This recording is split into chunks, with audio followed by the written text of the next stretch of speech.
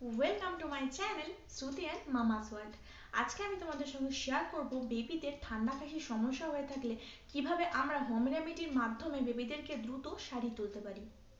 তুলসী পাতার রস দিয়ে মধু খাওয়ালে ঠান্ডা কাশি সেরে যায়, এটা তো আমরা সবাই জানি, কিন্তু বেবিরা না ইজিলি এটা খেতে চায় না, ওরা কিন্তু কখনো কখনো মুখ থেকে ফেলেও দেয়। তো আমি আজকে তোমাদের সঙ্গে শেয়ার করব একটা সিরাপ, এটা কিন্তু বেবিরা ইজিলি খেয়েও নেবে আর বেবিদের কিন্তু ঠান্ডা কাশির সমস্যাটা দ্রুত সেরে উঠবে।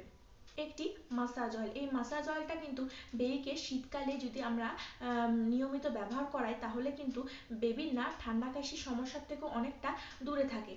যদি কখনো বেবিদের ঠান্ডা কাশি হয়েও থাকে, এই তেলটা কিন্তু দ্রুত বেবিদেরকে সারিয়ে তুলতে সাহায্য করে।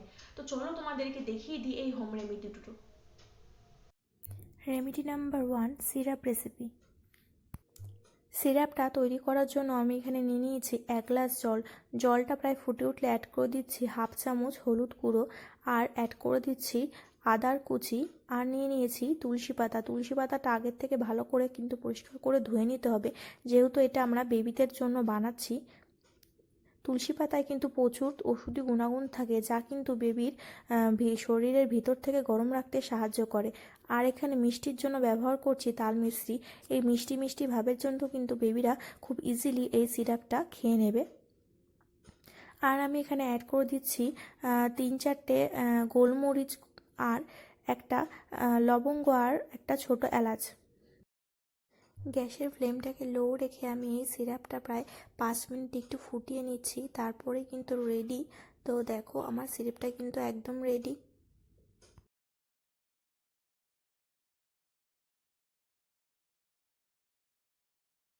লাস্ট এর মধ্যে মিশিয়ে দিচ্ছি হাফ চামচ মধু। মধু কিন্তু বেবিদের শরীরকে ভিতর থেকে গরম রাখতে সাহায্য করে। তো বেবিকে না দিনে 2বার 1 চামচ করে এরকম সিরাপ যদি দেওয়া যায় না, বেবিদের কিন্তু ঠান্ডা কাশির থেকে অনেকটাই উপকার পাবে। হোম রেমেডি নাম্বার 2, এটা কিন্তু একটা মাসাজ অয়েল। এই মাসাজ অয়েলটা বানানোর জন্য আমি এখানে প্রথমে নিয়ে নিয়েছি রসুনগুলোকে কুচি করে নিতে হবে, আর নিয়ে নিয়েছি কালো জিরে, আর কিছুটা জোয়ান, আর নিয়েছি 1 কাপ মতন সর্ষের তেল। তোমরা তোমাদের কোয়ান্টিটি মতন বাড়িয়ে কমিয়ে নিতে পারো।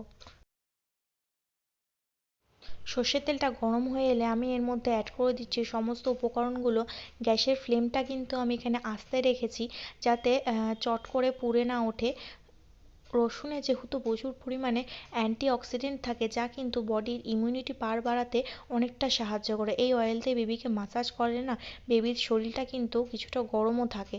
তো দেখো এইভাবে না রসুনগুলো প্রায় হয়ে এসছে। তো আমি গ্যাসের ফ্লেমটা অফ করে দিয়ে খানিকক্ষণ ঠান্ডা করতে দেবো। তারপর আমি এখানে একটা স্ট্রেনার দিয়ে ছেঁকে নিচ্ছি আমি তেলটাকে। তো দেখো তেলটা কিন্তু একদম রেডি বেবিকে মাসাজ করানোর জন্য। ভিডিওটি ভালো লাগলে অবশ্যই একটি লাইক করে আমার চ্যানেলটিকে সাবস্ক্রাইব করে দাও। Thanks for watching.